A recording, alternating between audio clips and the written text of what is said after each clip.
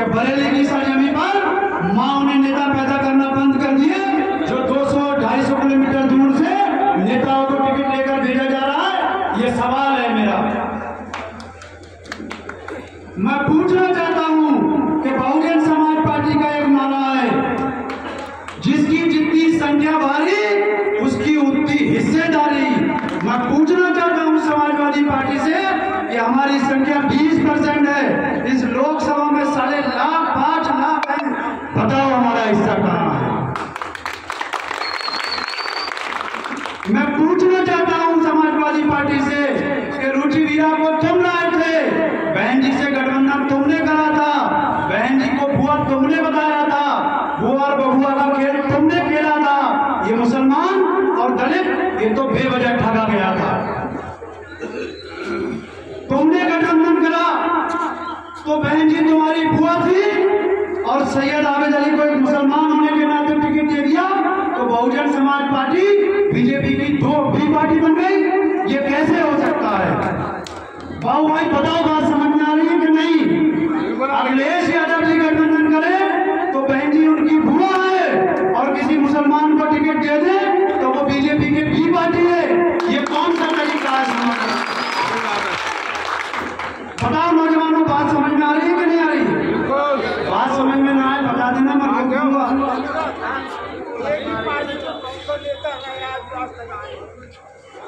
अगर बात आपकी समझ में ना आए तो बता देना, मैं अपनी बात बीच में खत्म कर दूंगा, क्योंकि बात वो हो जो समझ में आना चाहिए।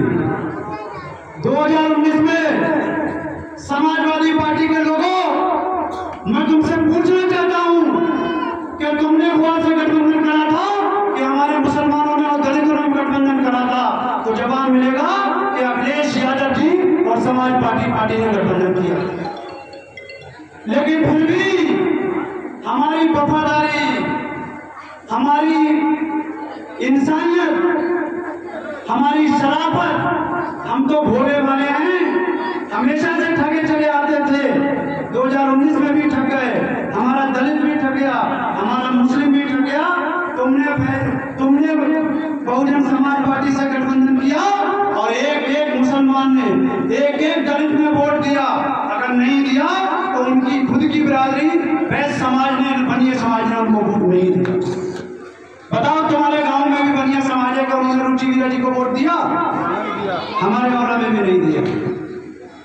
तो ये कौन सा तरीका है?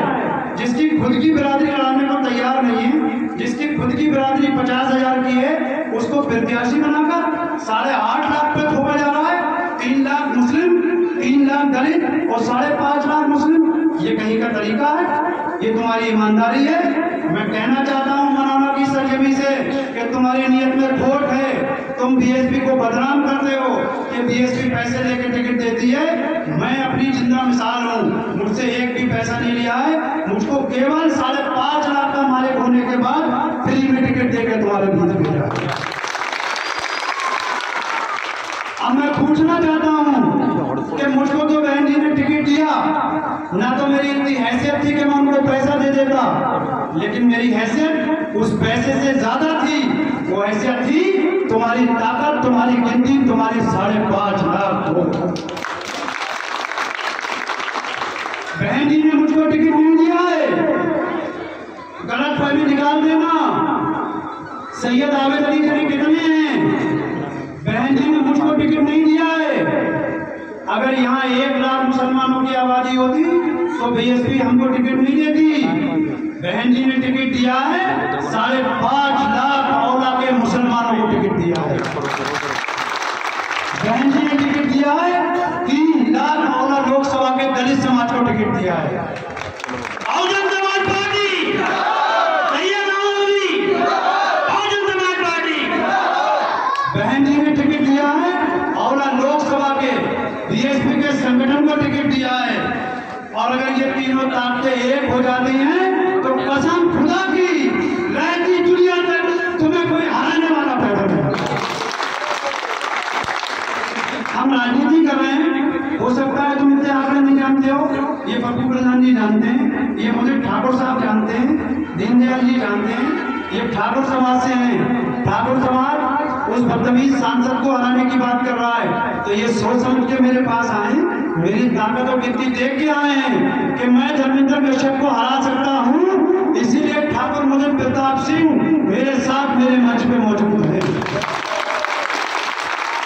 जब इतने पढ़े लिखे काबिल एक जिला पंचायत के मालिक हो गए, ये महसूस कर रहे हैं कि मैं धर्मेंद्र कश्यप को हरा सकता हूं, तो मेरे वो मुसलमान भाई जो मुझसे दूर हैं, समाजवादी पार्टी को अपनी मां समझ रखा है, वो क्यों नहीं सोचते कि जब ये ठाकुर समाज समझ रहा है मैं हरा सकता हूं, तो वो ये आंकड़े क्यों नहीं जोड़ सकते कि मैं इस भारतीय जनता पार्टी को हरा सकता हूं। बताओ बताओ मनाना के लोगों, औला पे किसकी हुकूमत है? औला पे तुम्हारी चेयरमैनी चल रही है कि नहीं चल रही है? चल रही है। बताओ मनाना के लोगों, औला में इस भारतीय जनता पार्टी के सांसद को चेयरमैनी के चुनाव में हमने हराया है कि नहीं हराया है?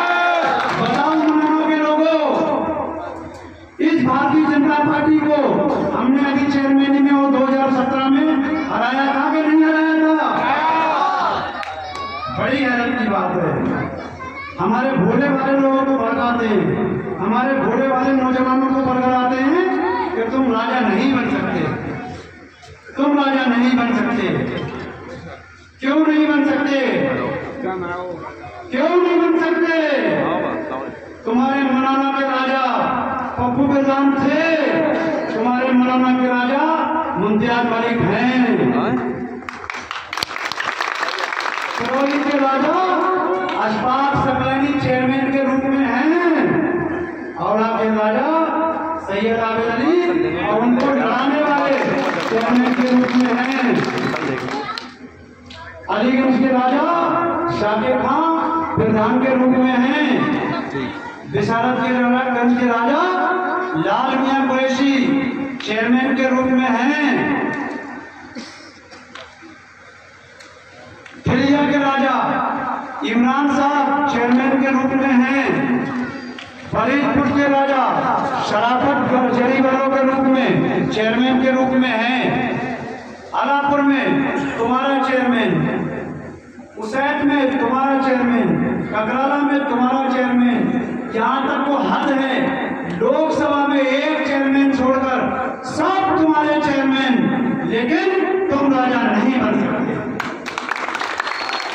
और जानते हो, ये बात मैं नहीं कहता हूं, ये तुम्हारे मनोना के अंदर समाजवादी पार्टी के नेताओं ने भरी बाजार में ऐसे मंच से और ऐसे महक से कहा था कि मुसलमानों तुम राजा बना सकते हो, बन नहीं सकते। तब तुम पूछ लेना कि इतनी जगहों पे चेयरमैन, इतनी जगहों पे प्रधान, ये राजा है कि नहीं है? अरे राजा मां के पेट से पैदा नहीं होते आज के टाइम में, राजा होते हैं वोट से पैदा। काय से पैदा होते हैं राजा? वोट से पैदा। तो वोट के राजा पूरी लोकसभा के अंदर तुम हो, लेकिन फिर भी तुम्हें बुजदिल बनाया जा रहा है, तुम्हारे अंदर डर पैदा करा जा रहा है कि बीजेपी को हराना है। 2019 का चुनाव था, अखिलेश यादव जी कह रहे थे कि लोकतंत्र को बचाना है, लोकतंत्र का आखिरी चुनाव है, मुसलमानों गठबंधन कराए, इस भारतीय जनता पार्टी को हरा दो। और इसके तीसरे दिन स्वर्गीय मुलायम सिंह यादव जी ने हाउस के अंदर खड़े होकर क्या कहा था कि हमारा आशीर्वाद है, हम चाहते हैं कि दोबारा देश का प्रधानमंत्री मोदी जी बनकर दिल्ली आए।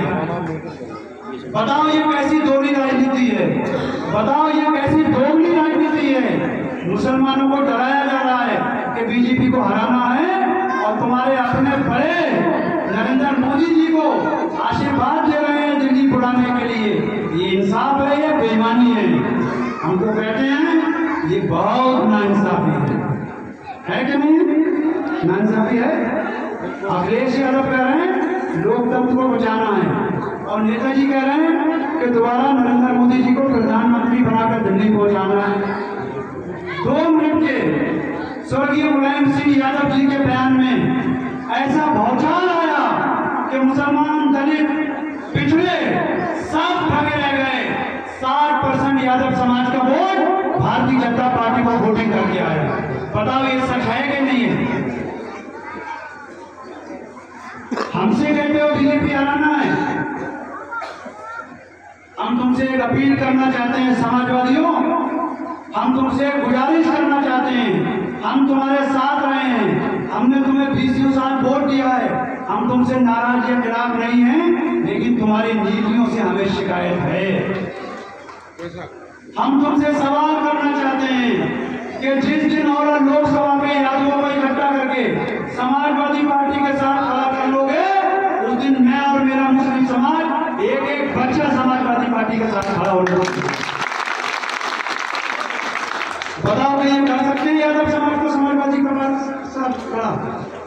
मैं तुमसे कहना चाहता हूं समाजवादी पार्टी के नेताओं, जिस दिन शफीकुर रहमान साहब के बेटे के सामने से भारतीय जनता पार्टी का प्रत्याशी यादव वापस हो जाएगा, उस दिन मैं और मेरा समाज तुम्हारे साथ खड़ा होने के लिए तैयार हो जाएगा।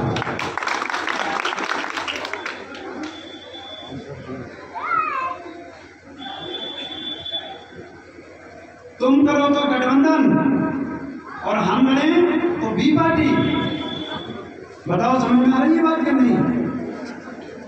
आप करो तो गठबंधन, आपकी बुआ, और अगर हमें आशीर्वाद दे दें, हम पे विश्वास कर लें, हमें टिकट दे दें तो बीजेपी की बी पार्टी।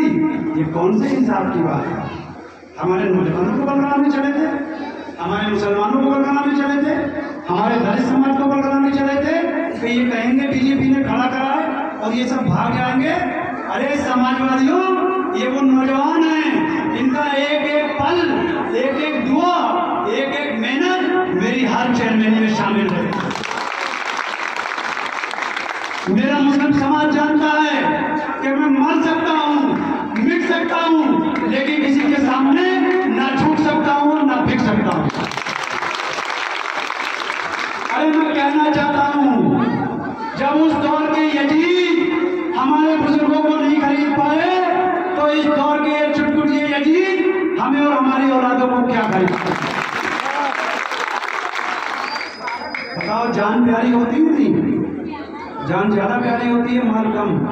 करबोवरा में क्या सवाल था?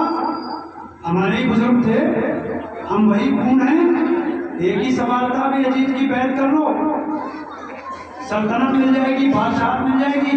फिर क्या कहा था हमारे आपके बुजुर्गों ने? ऐ यजीद, नालत तेरे तख्तो-ताज पर, हमें तो शहादत प्यारी है, हम अपने परवरदिगार को मुंह दिखाएंगे तो पाक और साफ होकर दिखाएंगे।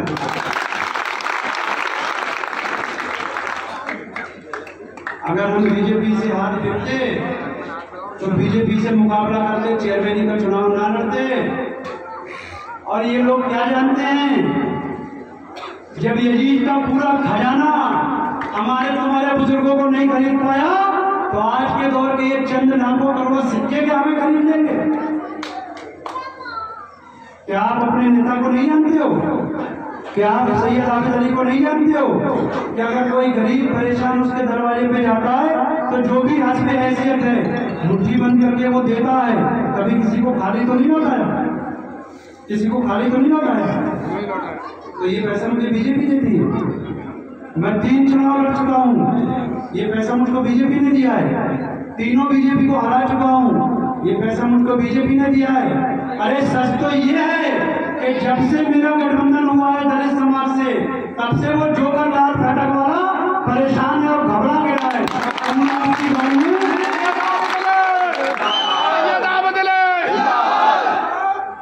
जब से मेरा टिकट हुआ है, मेरा गठबंधन हुआ है दलित और मुस्लिम और ठाकुर समाज, मौर्य समाज, तमाम जातियों से, तब से उस जोकर ने औरत की तरफ होके निकलना बंद कर दिया है।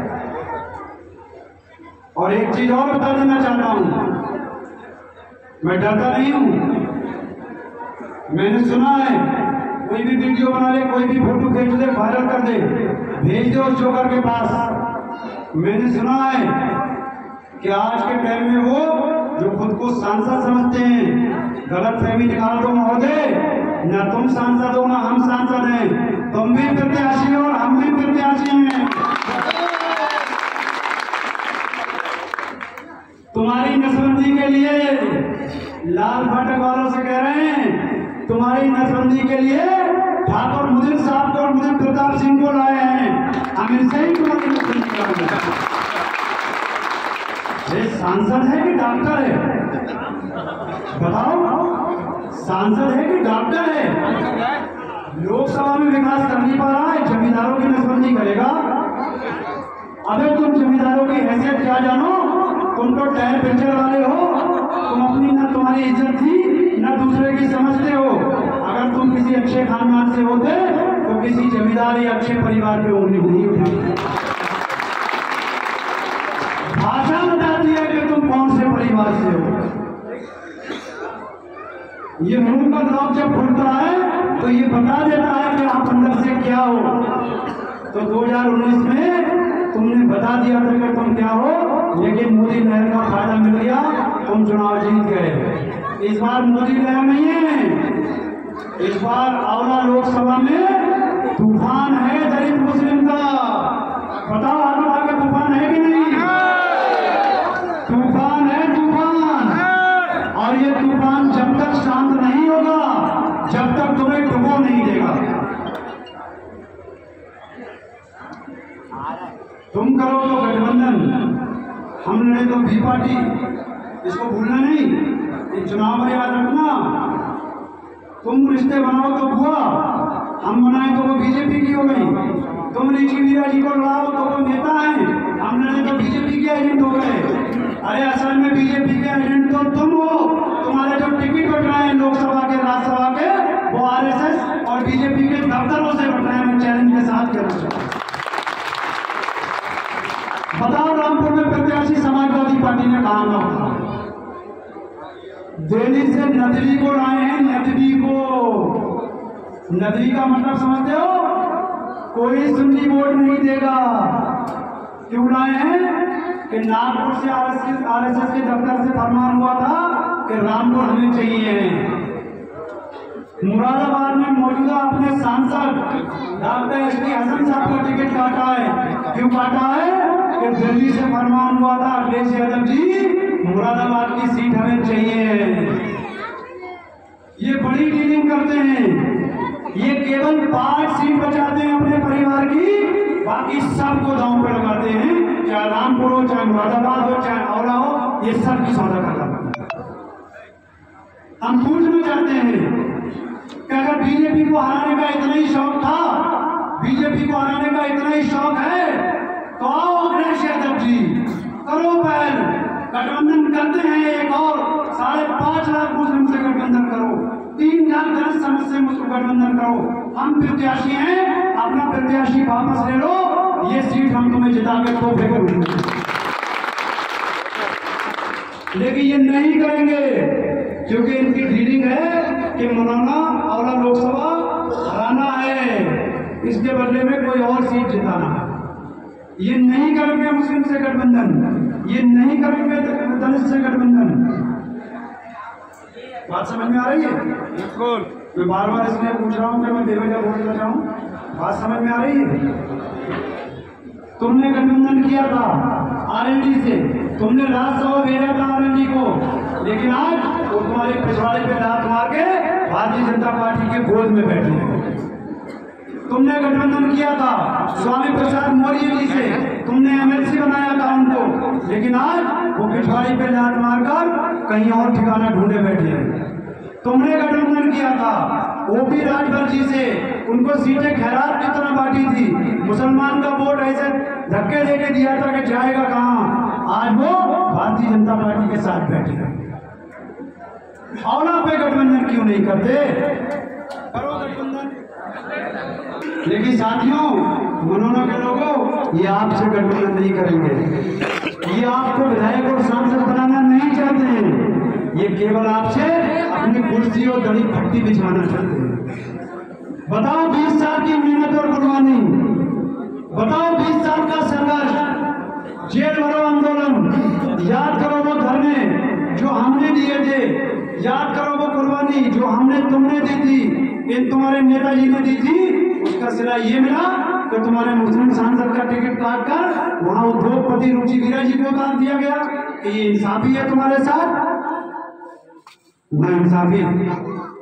और अगर ये नाइंसाफी है तो मैं इसके खिलाफ हूं। चाहे तुम मुझे अकेला छोड़ दो, मेरा साथ दो ना दो, मुझे धक्के दो, मुझे इस गांव में मत घुसने दो, मेरी जमानत जब्त करा दो, लेकिन मैं इस अपनी लड़ाई को आखिर तक लड़के रहूंगा। फैसला तुम्हें करना है, फैसला तुम्हें करना है। दलित समाज अपनी बहन जी के साथ खड़ा है कि मुस्लिम समाज अपने भैया जी के साथ खड़ा होगा कि नहीं होगा? हाथ उठा के बताओ कि होगा कि नहीं होगा? पूरा होगा। फिर मुझे उम्मीद है कि ना मैं कमजोर पड़ूंगा और ना मैं कहीं बेइज्जती होगी, ना मैं कहीं टूटूंगा। लोकसभा क्षेत्र बहुत बड़ा है, लेकिन फिर भी मैं लोकसभा की धूल से धूल मिला दूंगा और जहां तक कोशिश होगी हर गांव में जाऊंगा। लेकिन जहां मैं नहीं जा सकता हूं, खुद को प्रत्याशी सैयद आबिद अली समझ के आस पड़ोस के गांव में, रिश्तेदारी में, घर से निकल के नौजवानों और बुजुर्गों मेरे लिए वोटर सपोर्ट की अपील कर लेना। और जहां आप लोग नहीं जा सकते तो मैंने पिछली बार कहा था वहां मोबाइल फोन का इस्तेमाल कर लेना। मैं पूरी लोकसभा घूमा हूं, पिछली बार कह के गया हूं, एक ने भी मुझे नहीं बताया कि मनौना से हमारे रिश्तेदार का फोन आया था, उसने हमारे लिए वोट मांगा है। मैं सच बता रहा हूं, एक ने भी मुझे नहीं बताया कि मनौना से फोन आया था। या तो आपने फोन करे नहीं है या मेरा वास्ता उन फोन वालों से पड़ा नहीं है। तो अब दूसरी बार गुजारिश कर रहा हूं कि जहां तक जा सकते हो जाकर वोटर सपोर्ट की अपील कर लेना, और जहां नहीं जा सकते हो तो फिर मोबाइल फोन निकाल कर इससे अपने भाई, अपने दोस्त, अपने बेटे, अपने नेता के लिए वोटर सपोर्ट की अपील कर लेना। बताओ करोगे कि नहीं करोगे? करोगे? अब एक चीज और है, आखिर में जा रहा हूं, आपसे विदा ले रहा हूं आखिर की बात कहते हुए कि अगर ये 10 साल के सांसद आ जाएं, ये जोकर जिन्होंने सांसदी को कार्टूनगिरी में निकाला है, ये तो गब्बर सिंह वाली तंबाकू मिलते हैं और लोकसभा की फंकी मार लेते हैं, लेकिन असल में ये गब्बर सिंह नहीं है, ये श्यामा है। श्यामा, श्यामा कितने आदमी थे, ये वही श्यामा है, गब्बर सिंह नहीं है। अगर ये गब्बर सिंह होते तो जिस तरह से हमने औला को विकसित किया है, जिस तरह से हमने औला को तरक्की उन्नति दी है, जिस तरह से हमने औला में विकास किया है, इसी तरह से ये भी हमारी तरह संपूर्ण लोकसभा में विकास करके दिखाते हैं। बताओ मनौना में कोई स्वागत द्वार बनवाया इन्होंने? बताओ मनौना में कोई चौराहा बनवाया? बताओ मनौना में कोई उद्योग, कोई कारखाना लगवाया? तो फिर बताओ ये गब्बर है कि श्यामा? जोर से बताओ कौन है? श्यामा, श्यामा है। श्यामा आ जाए तो इनसे कहना 10 साल का हिसाब देना है।